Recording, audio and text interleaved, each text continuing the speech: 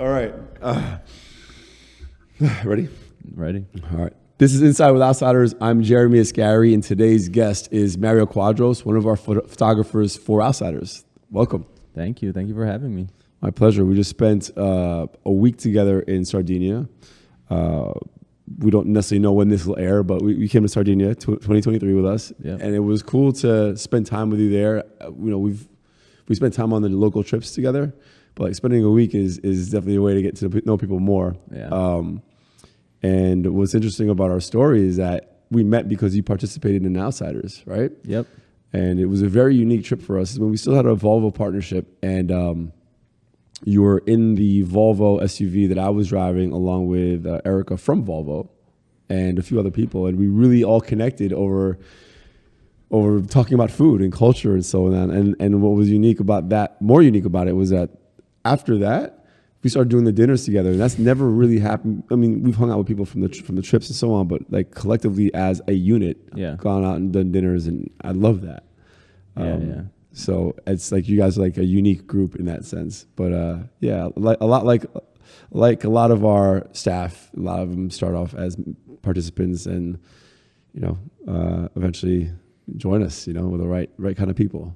No, it was definitely an interesting story because, I mean, I moved here from Chicago with my girlfriend, and we were just like kind of looking for stuff to do. And she met a friend through like grad school, and she took her out to dinner, and she met Sarah, who works for the Outsiders. Chelsea Beer, Sarah? Yeah. Really? I didn't know that. And so Sarah is the one that told us, or told my girlfriend about the Outsiders. Really? And that's how we ended up there. I didn't know that was the way you guys found out Yeah. about it. I thought maybe you'd been served an ad on social or something. No, it was thanks to Sarah. Shout out to We Sarah. met. Sarah, I gotta text Sarah and thank her for Yeah. that. So when I got to know you a lot better on the Sardinia trip, and I didn't realize. See, I know you're from Colombia. Mm-hmm. Your girlfriend's also Colombian. Yes. And I just assumed you went from Colombia to Chicago and then Chicago, New York. But I found a lot more about you. Tell us about where you're from, and we'll go through your story from there. Yeah. So I was born and raised in Colombia. What part? It's a city called Cali. So if you know anything about Colombia, Cali is known for like salsa dancing. So I'm not by any means like the greatest salsa dancer. But you can. I can move around. I can fake it. Yeah. I'm not like the greatest. But I was born and raised there up until I was 9 years old. At that time, like obviously people know that Colombia went through a lot of stuff politically with a lot of like the drug wars and all that stuff. So there came a point where it wasn't safe for us to stay in Colombia.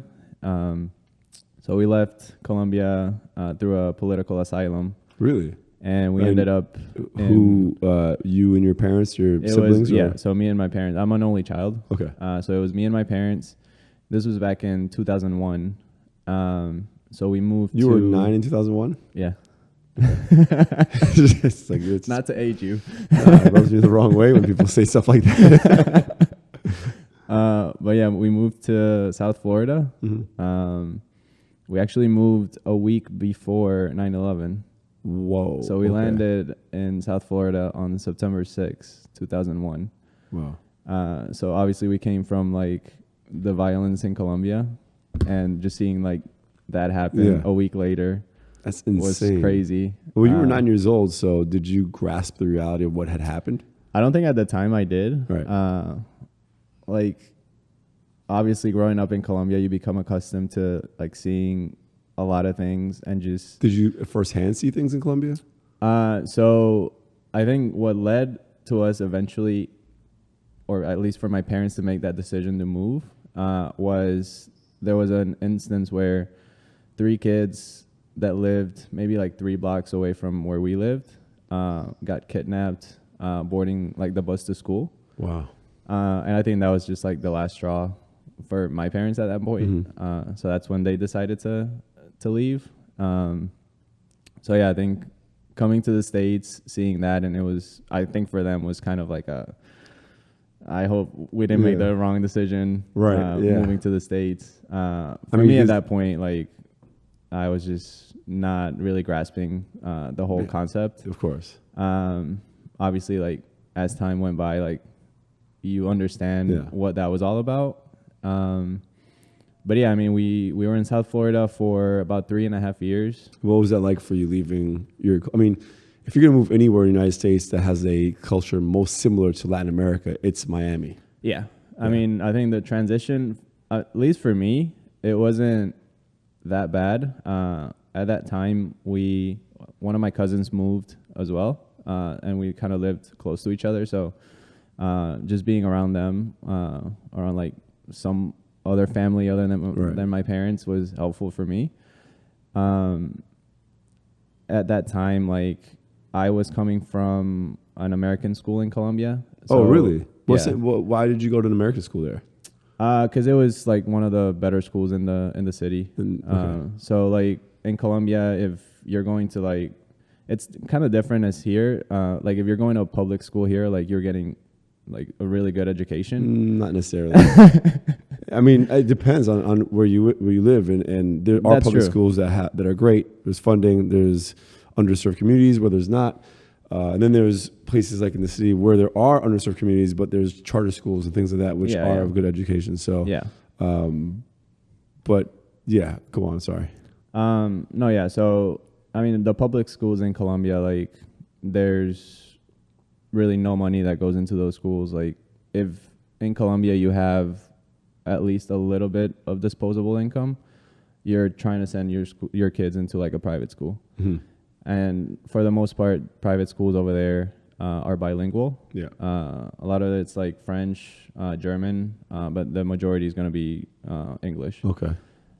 So like for me, when I started out in like kindergarten, like I was learning English in school every day. Okay. So the transition wasn't bad at all. You're going to a culture that's somewhat similar. Yeah. And you spoke the language already. Exactly. Okay. I think the biggest transition for me was seeing my parents and how their transition happened because they did not speak English. Oh, yeah. And I think just seeing them, obviously, like in Miami, it was kind of like that gap between like coming from a culture that obviously you don't speak English in Colombia to a culture where like in Miami, if you speak Spanish, like you're going to be fine. Yeah, exactly. You know? But for them, like having to work 2 jobs, like both my parents worked 2 jobs. Like my dad worked at a hotel doing maintenance, and then at night he used to like go out and distribute newspapers. So he was working like 18, 19 hours a day. Wow. My mom was like a kindergarten teacher, and she was also like doing the newspaper routes. And they were barely making ends meet. Like I remember going to like the grocery store, and my parents were like paying with like quarters and dimes because that's all they had. So I think after like 3.5 years, we had a family member in South Carolina, and she basically told my parents like it's a lot cheaper up here. How did that back to the way your parents were struggling financially? How did that impact you as an adult now? I think it definitely makes me look at being financially stable a little differently than I think most people might. In what regard? I just don't like to spend that much money. I think just being able to have money in the bank or, you know, invest it somewhere. I got to see my parents go through a lot of like, we don't have any money to buy, you know, towels for the bathroom. We don't have money to buy, you know, food. Essentials. Yeah. So I think, I have a good feeling that like if I have money in the bank and anything might happen to like my job, I don't know if I'm gonna be like in a car accident and I can't work after that. Like I know that I have stuff that might get me through at least initially. I mean, at least your perspective, right?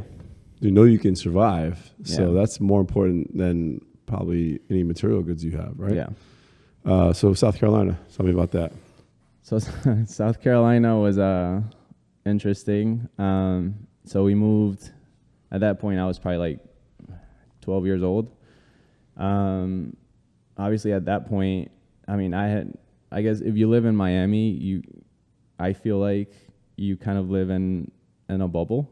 You don't really know what happens. Like, Well, same with New York, same with LA, same in every Exactly. city. Yeah. so like I didn't know. Like people were telling me, "Oh, you're going to the South."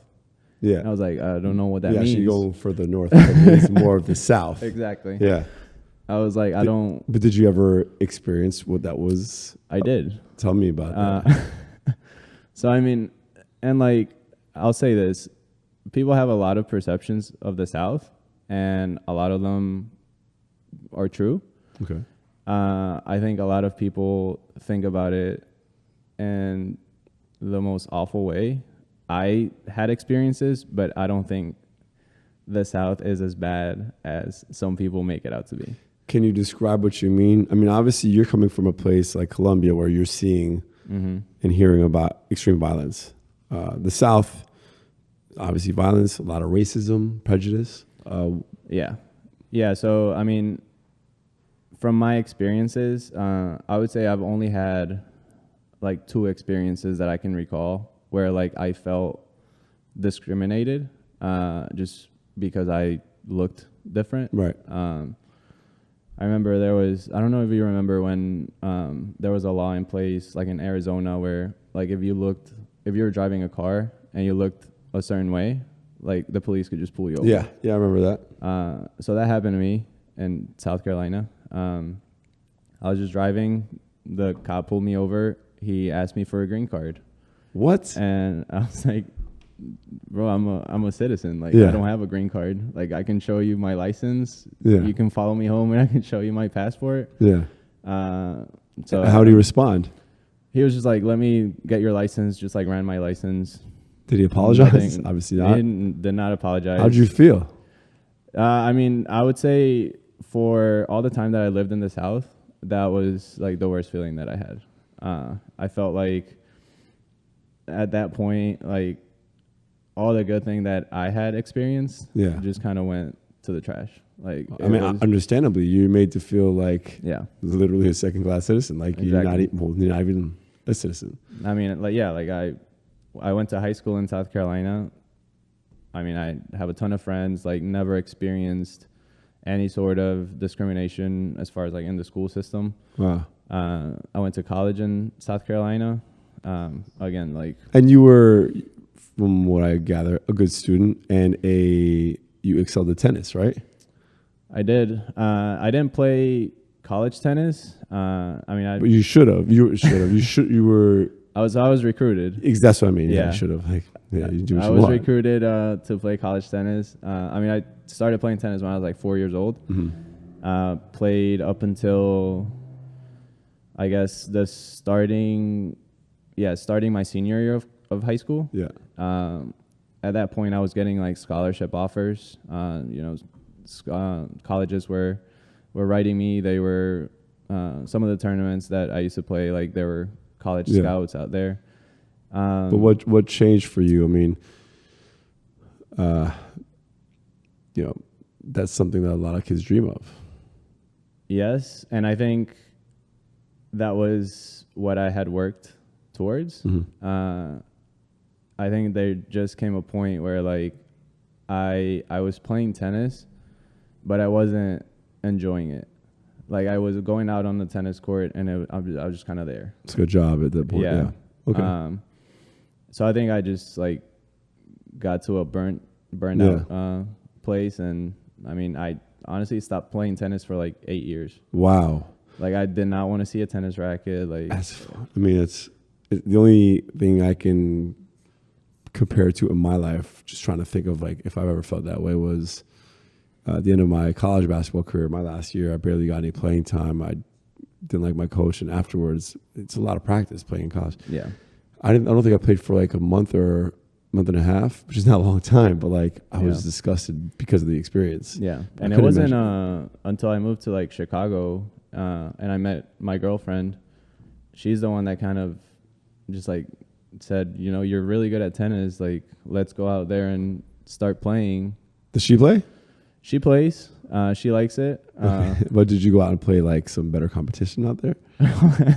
It's fun to play with her, obviously, but I definitely, you know, I'm like a lot better than her. Yeah. Well, I'm asking, like, you hadn't played in 8 years, and did you go out and start looking for? Yeah. So she gave me. There was this thing where, and I used it here when I moved to New York. We used to call it the tennis dating app. Okay. So it's like this app where you just like sign up and you can see people that are playing it like at your same level. Okay. And you just reach out and you're like, you want to go play tennis? Yeah. So she gave me like that membership as a gift. Nice. And in Chicago, I just went out and played a few times. Did you destroy these fools? I was a little better than them. Yeah. But yeah, I mean, that kind of just like brought back like that feeling that I had been missing from tennis. Yeah. And I've been playing ever since though. Nice. So back to college. What did you study in school? I was a public relations major. Oh, dude, I was also a media studies major with a focus on PR and journalism. Yeah. And I have to say, if anyone's considering majoring in PR, from my perspective, you don't need a PR major. No. You just need to be a wealthy person with a large network, essentially. So, but what it did help me with was journalism, like learning how to properly express myself through writing. Yeah. Like when I applied to school, I went in as a journalism major. Yeah.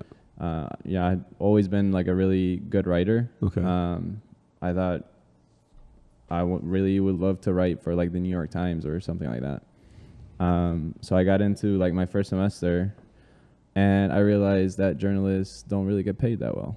Yeah. And I took like an intro to PR class and I was super interested. I thought it was like a good career path. Yeah. And then I just switched over from like journalism into PR. So when you graduated, did you get a job within that field? Yeah. So I got an internship as a PR intern. Where at? It was called Jackson Marketing Group. In South Carolina? In Greenville, South Carolina. And that agency at that point, I don't know if it still is, but it was like the biggest agency in South Carolina. So I was a PR intern there and just kind of transitioned into like a full-time opportunity. And there is when, I mean, now you know me that I work in like social media, like digital advertising and all that stuff. That kind of transition there. So I went from like a PR intern to like a full-time PR representative. And then we got a client, which was Michelin. They do like all the tires. Yeah. And the restaurant reviews. Exactly. Yeah. And they were looking for an agency to like handle their social media. And honestly, I just kind of fell into it. Like the PR director at the time, she was like, "You're the youngest one here. Like, you probably know how to do social media. Really? So we're gonna like throw you in and you start handling that." So what'd you do exactly? And I'm asking now because we're actually shopping for a social media person too. So this was back in like 2015. So I was doing a lot of like the content calendar, organic posts. Messing with the right voice and so on. Yeah. Is that something you still like? How about like, well, right now, TikTok is obviously huge. Mm-hmm. Is that something you're familiar with as well? So now I transition more into like the paid social side. Yeah. Mm-hmm. So I do a lot of the advertisements. I haven't handled organic social in a little bit. Yeah. And like the job that I'm in now, like when it comes to digital marketing, like depending on the agency that you're in and depending on the client that you're working on, you kind of get to work on different platforms. So like in my previous job, I was working across like Snapchat, Facebook, Twitter, TikTok. Now it's just mostly Facebook, LinkedIn, and Twitter. So it's just like depending with the accounts. Yeah. Okay, gotcha. Because so I was gonna say those are very older demographic yeah. platforms. So depending on the client that you're working on, your target audience is gonna live in specific platforms. Right. So right now, like for your TikTok example, like I'm not placing any media on TikTok just because our target demographic is not exactly in that space. Well, we'll get to that in a second. Because I was going to ask you if you're still doing that, but that's a different story. South Carolina, you get this internship, you get this full-time gig. How long were you there before you made your move to Chicago? I believe that was your next move, right? Yeah. So I worked there for 3 years. And then my move to Chicago was basically pushed for an MBA. So I obviously, like, living in South Carolina and working in advertising, like you really want to be in like a major city. Yeah. That's where the advertising world kind of moves. So I really wanted to get out of South Carolina, and I got accepted into the MBA program at DePaul University in Chicago. Nice. So that was like the main reason I moved to Chicago. I got a job there. I was going to school. I went to school for a year, and then I realized that an MBA just was not giving me anything. It's interesting that you were getting an MBA. What was the MBA in again? I was doing the MBA in entrepreneurship. Really? Yeah. Because I was going to say that probably doesn't serve you now, but actually it does. It's sort of, right? An MBA, entrepreneurship is, entrepreneur gets what he puts out, right? Mm-hmm. Strategy is important to know. Yeah. But you're a creative. Exactly. So at that time, I had actually started a business called Stesso, and I was doing like very design-driven dress socks. Dress socks? Yeah. Really? So you went in like fashion too? Super colorful. Did you design these? Yeah. What happened? Okay, this is really interesting. I had no idea. So did you have a partner in the business? It was all me. All you designing? So I was designing. Production? I was, in contact with like manufacturers, and my manufacturer was in Taiwan. I was doing like all the business plans, the strategy behind everything. Did you launch? So we launched, or I launched, I guess. I got all the funding through Kickstarter. So it was like 100% funded through Kickstarter. How much did you raise? It was like $6,500. Okay. Yeah. Not bad, yeah. And I think my idea for that was I really wanted to understand how to start a business. Yeah.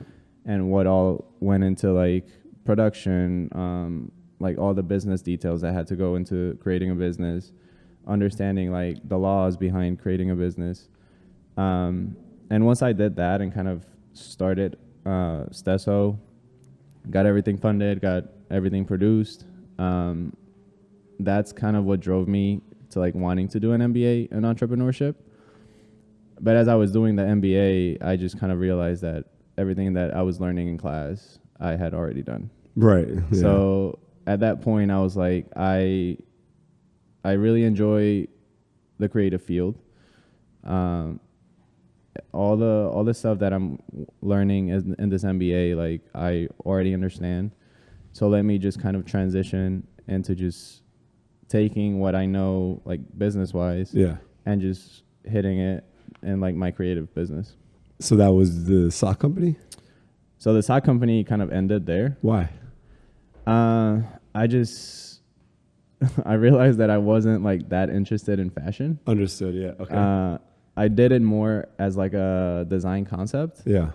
But really what I enjoyed doing was like photography, graphic design, web design. So that kind of just like all the stuff that I was doing in Stesso. Right. Kind of. Did you then move to agency life from there? Yeah. So I started working in Chicago in an advertising agency, and then just kind of doing, typical 9-to-5 job. That's where I met my girlfriend, who also works in marketing. She's more in like the client services, kind of strategy side, bigger picture. Yeah. A lot smarter than I am. But I met her, and then just like with my creative side and her like strategy side, we started just getting projects to work on.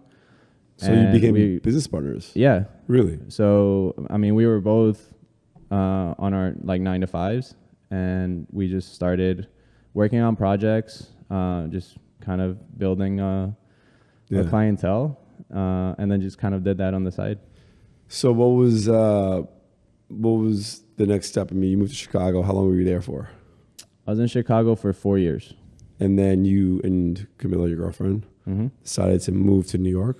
Yeah. What was the reason for the move? So we moved in 2021. So this was like peak COVID had like kind of happened already. Yeah. We were both working remote. We both had always wanted to live in New York. I mean, this is like the mecca of advertising. Yeah. So we just saw it as an opportunity, or like our jobs can transition us into New York. We can still work remote, and rent prices at that time were dirt cheap. Yeah, they were. And so, yeah, we just thought it was like the right moment, the right opportunity to move. So you both maintained your jobs that you had in Chicago, worked remotely from New York. Yep. I know she stopped working for a Chicago job. What happened with you? Was that the last job you had before you took your next step? So I kept that job from Chicago. They essentially paid for all our moving fees. I stayed at that. We moved here in May 2021. In August 2021, I found another job. So I took that job and just kind of stayed there for like another year until another bigger and better opportunity came along. Okay. And what was same concept, agency stuff? Agency, yeah, digital advertising. And but you're not in agency anymore. You quit and tell me if I'm mistaken, but you work for yourself now. You're a full-time photographer. So full-time photographer, full-time creative, I guess you can say. Creative consultant? Creative consultant, yeah. Branding studio. Nice. So again, like with my girlfriend just being a partner in the whole thing, we're going to be launching an official website pretty soon. Really? Is there a name for the business you can share yet? Or you want to? I mean, yeah, we can share it. What is it? It's called Maca Advertising. Maca. M-A-C-A? Yeah. Okay, not Maga. No. Yeah. So we wanted to call it Marca. Yeah.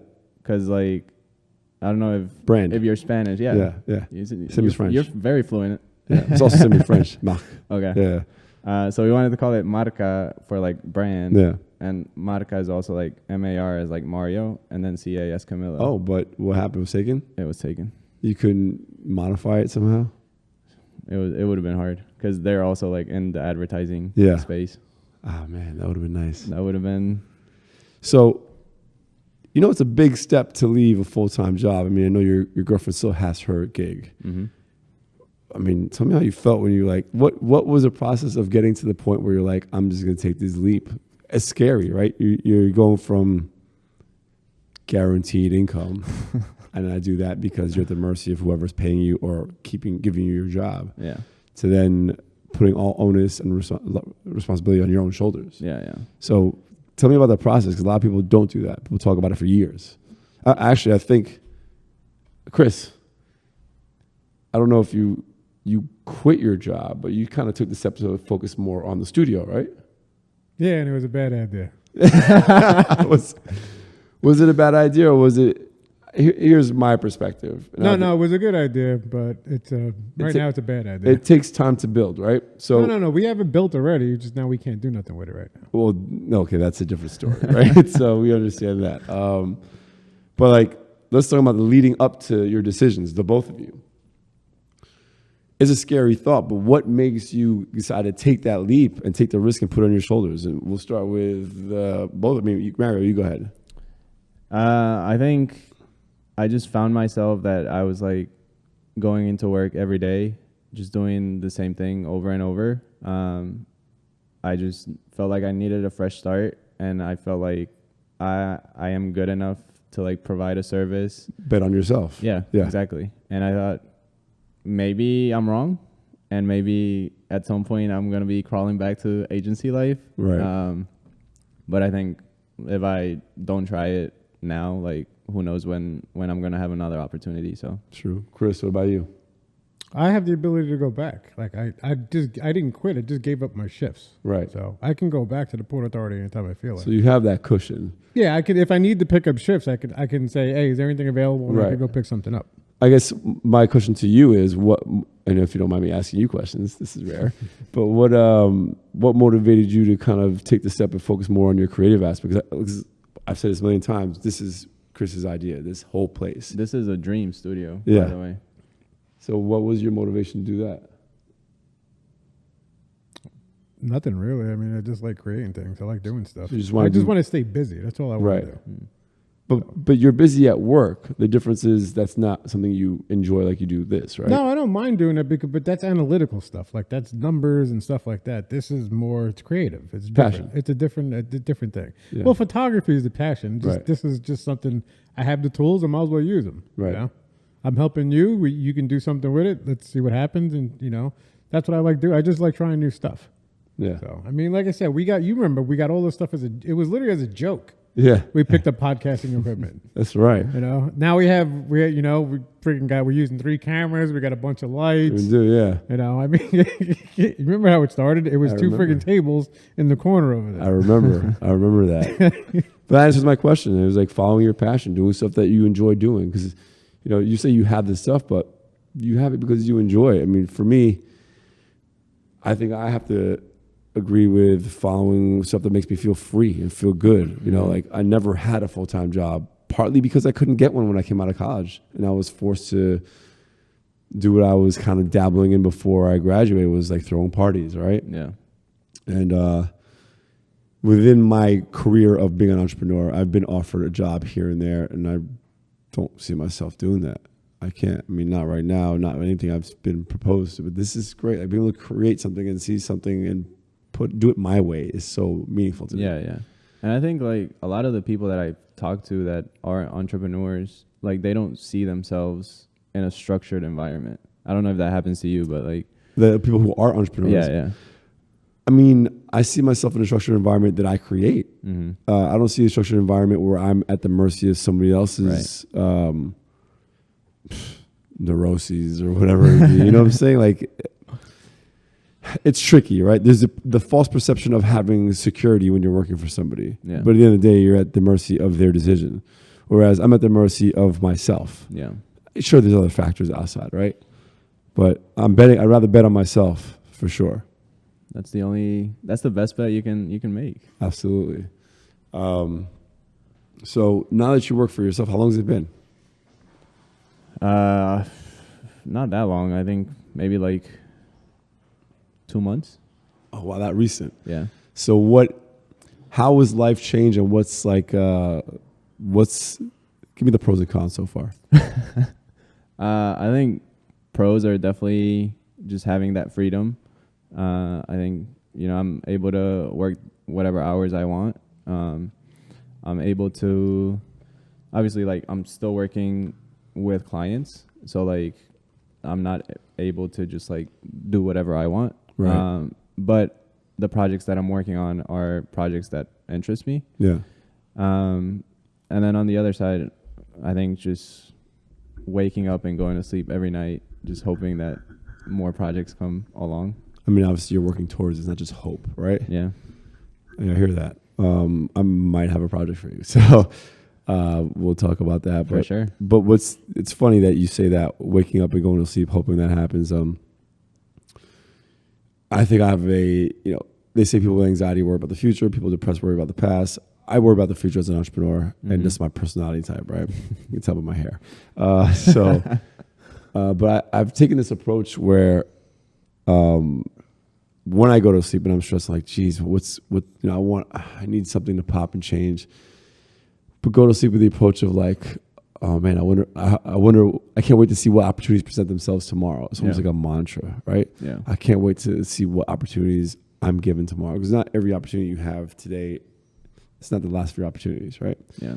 So I've taken that, and it's a constant reminder to have that perspective. But it really helps. It's really true. I mean, we'll get an email from a friend like, I want to connect you with this brand. All of a sudden, we have like a small retainer monthly from this brand. It's just these things make a difference. So my advice, having actually, Bams, guys, this month, we're recording this in June. Might not put it out until like November, but we're recording this in June. This is the 20th anniversary of my first company. Wow. This month? It's been 20 years that I've been working for myself. That's awesome.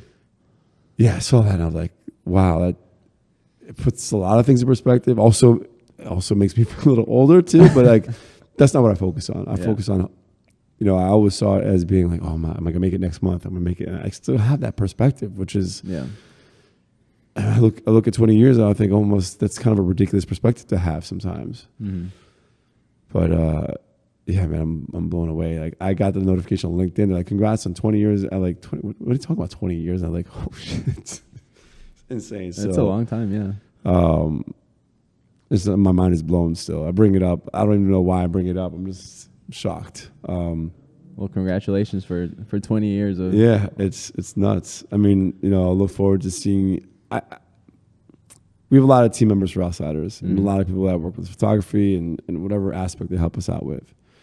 But I know when you're signed up and when you're involved, and there's certain people I don't worry about. And people say that to me. I'm like, what do you mean you don't worry? But I know you have the work ethic, the intelligence, and the creativity. No matter what you do, you're going to be fine. You're going to be successful. I appreciate that. I see that. Like when you're on a trip, I don't worry about anything. Other people on a trip, sometimes they get nervous. But you can be good. And that's why I'm even willing to, because I see what you're doing for yourself, and I want to help make that happen. Mm-hmm. I wish we had like huge budgets for us to employ full time, and it'll happen. It will. So but I'm proud of you for taking that leap. Not everyone on the team. I think there's others on the team that could do it too, but I see you being successful doing it. I appreciate it. Yeah, my pleasure. What's that? That's good. That's good to hear. I remember we were on a hike one day, and Jamie, who's part of the Outsiders, I was just talking to him, and he goes, every time I'm gonna sign up for an outing, I want to make sure who the photographer is, and if it's you, I'm definitely signing up. Is that right? There's also like there's a sense of like stability and regularity when you're there. You're the most frequent photographer at this point, which for someone like me makes it a lot easier. Mm-hmm. Instead of having to because there's other photographers that sign up here and there. Topher's been the secondary guy recently. Before you guys, there was Bertrand, who was there every time, and she gave me a month's notice if she wasn't. And that makes it so much easier for us. Yeah. Also makes our brand imagery consistent. So again, I'm giving you flowers, man. I appreciate you. All right. We're getting to some of these written questions. I like conversations to just flow. But what are you've gone your path to betting on yourself and this creativity, letting that be your income. What are your goals and dreams following this current path? I think just seeing something that I created, and then just seeing how far I can take it. Mm-hmm. Whether that's something that is just there, or if it's something that grows into something bigger. I'm just honestly super excited to just work my ass off and just hoping that the creative work that I'm putting in, obviously with Camilla's side of the business where she's doing all the smarter work that she's doing. Well, it's different. It's analytical versus creative, right? Yeah, a lot different. But my creative work couldn't be done also if it wasn't for her, because my creative work kind of filters through her. If she's telling me that something looks like shit, then I know I have to create something better. Right. So I think if it wasn't for her as well, it I probably wouldn't have taken this step. Yeah. But yeah, I think just like seeing how this just kind of transitions into whatever it is that it's going to become. Yeah. That's great. I mean, you just reminded, like the answer you just gave reminded me of something I said when I was in my early 20s, like being asked, like, what do I want to do for a living, like when you grow up, or whatever. So I didn't really know. I just had a vision, and the vision was creating something that people enjoyed and then appreciated me for having created. Mm-hmm. I didn't know anything else other than that. Yeah. So I'd say when I look back at that, I'm happy with what's been achieved so far. I would say so. What's your motivation? I would say I have a few motivations. I think one is just wanting to create cool things. Yeah. I think another motivation is just like, I mean, we walked through like my life story, I guess. So like just from like what I went through with my parents, just like being able to do something that they're proud of, you know. Absolutely. Getting validation from your parents is nice. So what would your measure of success be? I think just getting to a point where I don't have to rely on going back to like a regular job. I think if this becomes something that I can live off of, I think that I would consider that a success. That was my goal with Outsiders, and not just that, but I told myself if I can get to that point, and you will, 100%. Yeah, you're gonna do it. I'm not worried about you. If you go back and give high school you advice, what would that advice be? Take the scholarship. Really? Do you regret not taking the tennis scholarship? There's times where I regret it. For what reason? There was, I mean, like I'm still paying student loans, obviously. Yeah. I think there's times where I regret it. There's times where I'm confident that I made the right decision. Yeah. I think regardless if I had taken the scholarship, I feel like I would still be doing what I'm doing. Just doing like some sort of creative work. Right. Maybe my path would have been different. But I think just like giving myself the opportunity to just like fulfill the dream that I had since I was a little kid of just like playing tennis.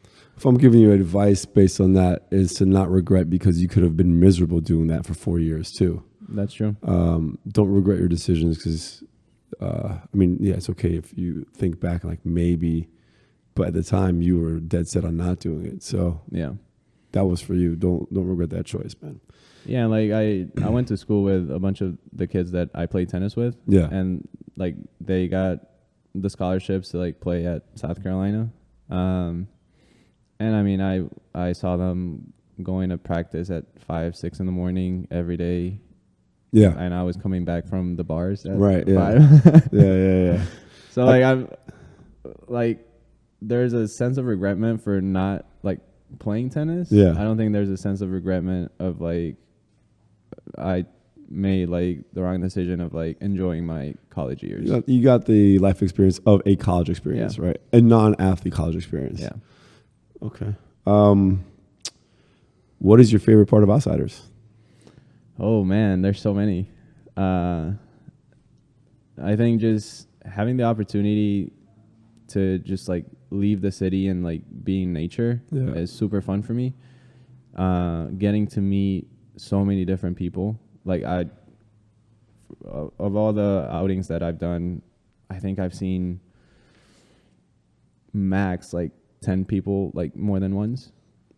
Really? Yeah. We know we have a lot more than that. They come more than once. Yeah. The same. Well, like I just see so many new faces. Yeah. And it's like so fun for me to just like interact with them. Absolutely. Especially on the hikes. Cause like, I mean, you've seen me on the hikes. I'm just like running up and down. Exactly. And I just like stop and just like walk for like 5 minutes with someone.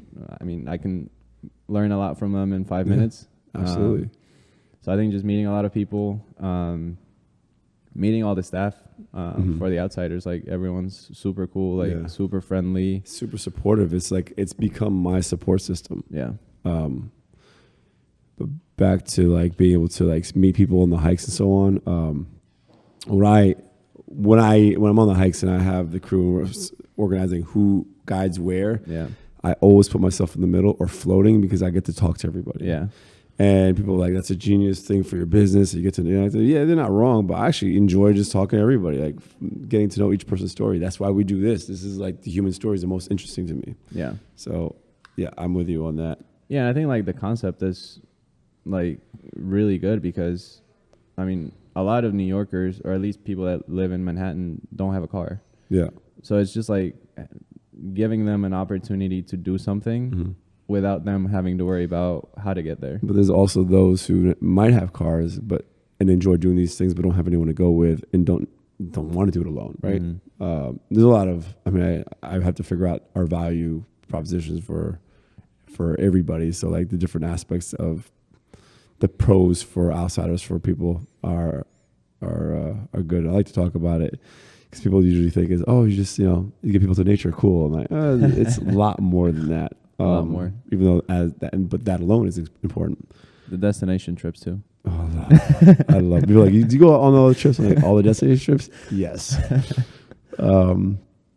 So what is a dream you've yet to achieve? Wow.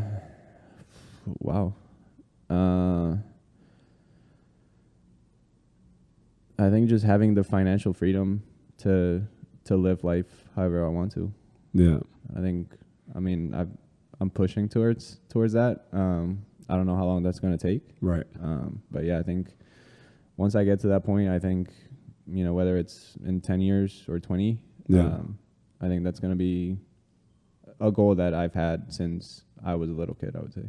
Okay. I think that's my goal, a lot of people's goals, right? Especially if we grew up in situations, families that was always like, penny pinching to get by. I mean, obviously never homeless or anything like that, but I remember, hey, I want this. Oh, we can't have that.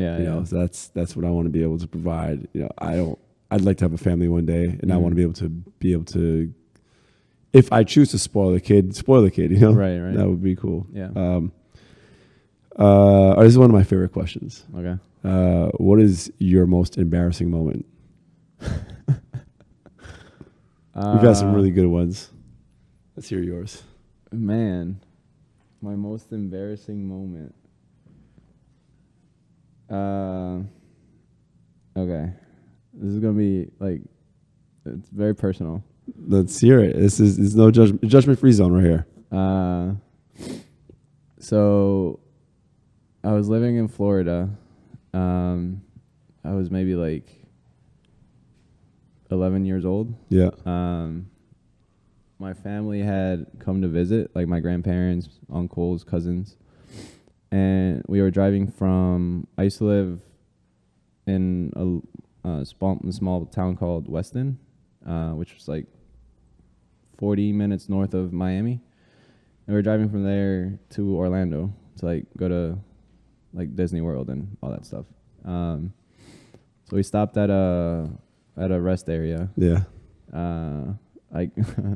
Oh no! What happened? I ate some Burger King.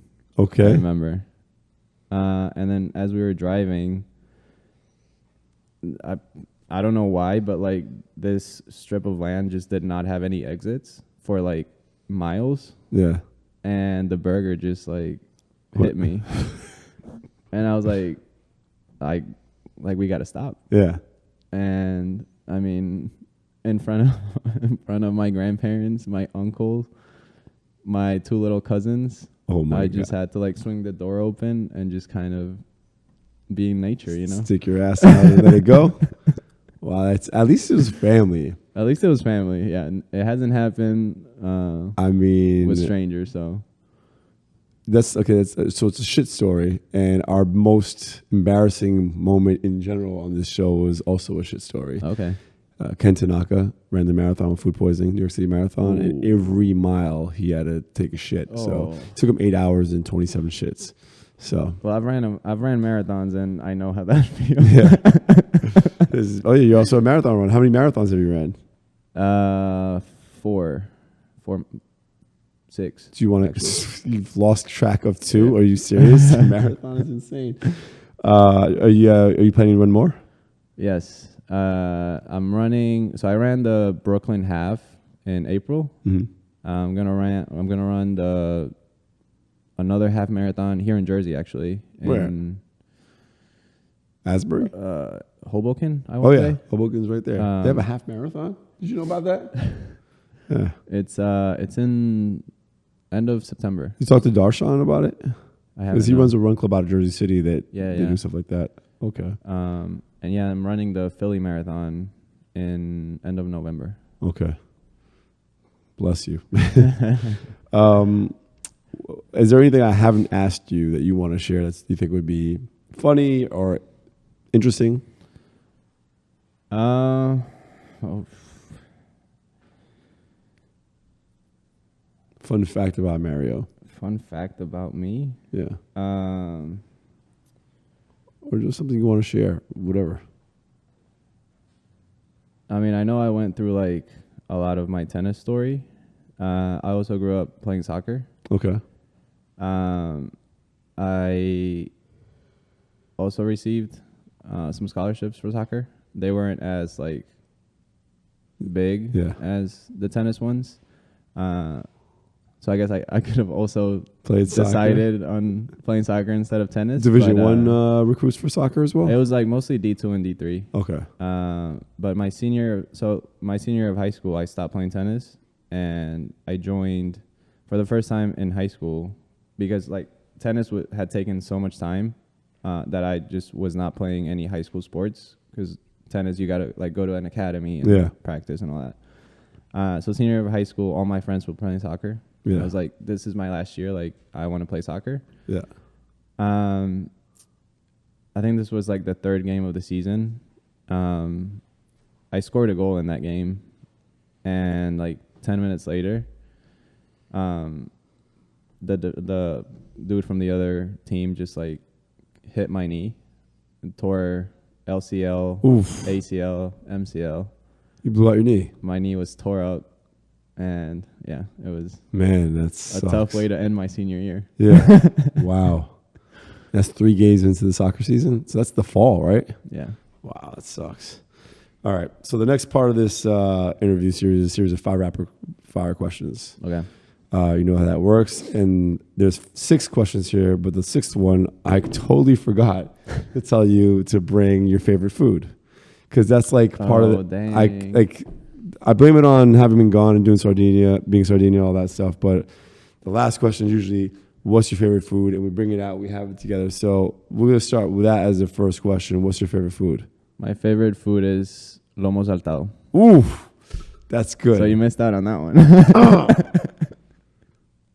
They have, what's your favorite place to get lomo saltado? So I really like to go to this place called Causa that we went together. Okay. Yeah. I would say the best lomo saltado that I've had in Manhattan is in a place called Artesano. Okay. Which I think they opened maybe like 8 months ago.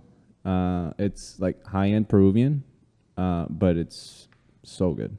The best one I've had, and again, I don't know authentic stuff, so the best taste to me was this place on 14th off of 7th Avenue. It's a Cuban spot. Okay. I keep on forgetting the name, but it was great. But I don't know, like, I think it's like soaked in soy sauce, right? Yeah.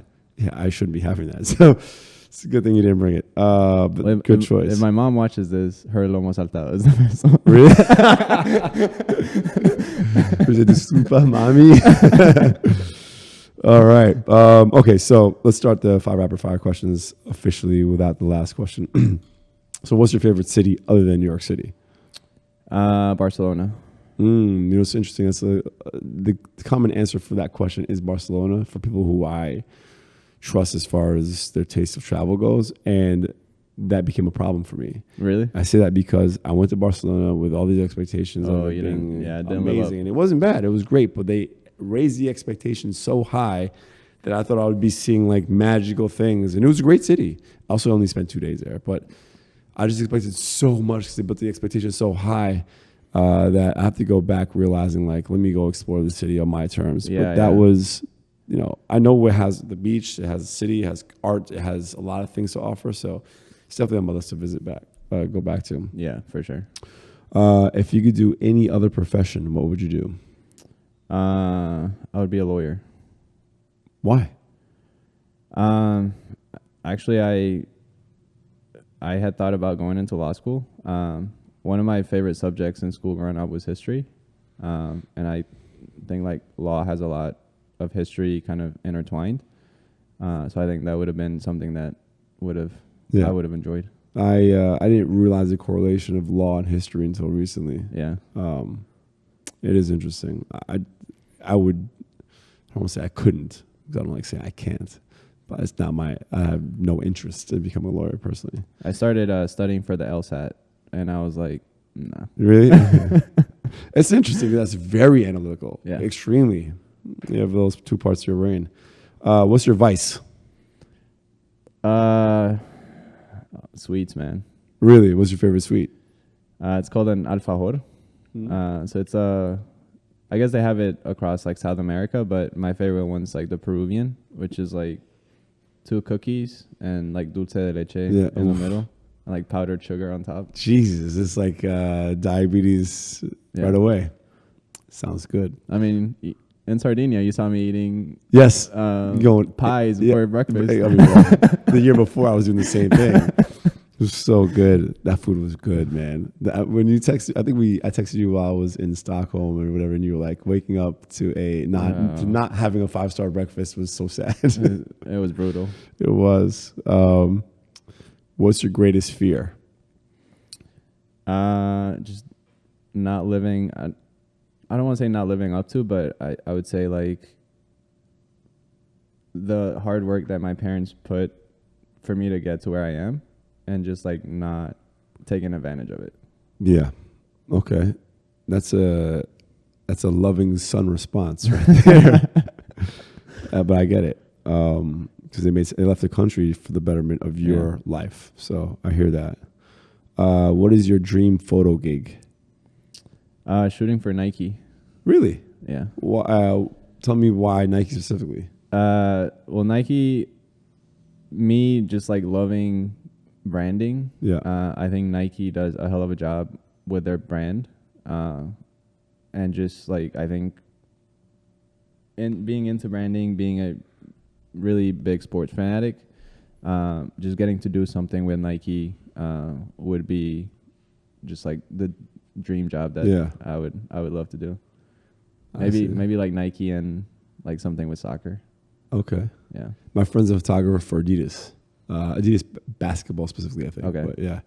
I mean, he gets to go around and he's a basketball fan, so yeah, that's cool. A cool gig. Very cool gig.